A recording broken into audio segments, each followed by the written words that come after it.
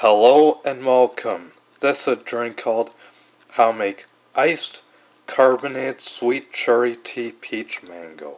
First thing you gotta do is you put the ice cubes into this mug from this mini bowl, and then you add the tea bag. You pour in the boiling water into this mug from this kettle.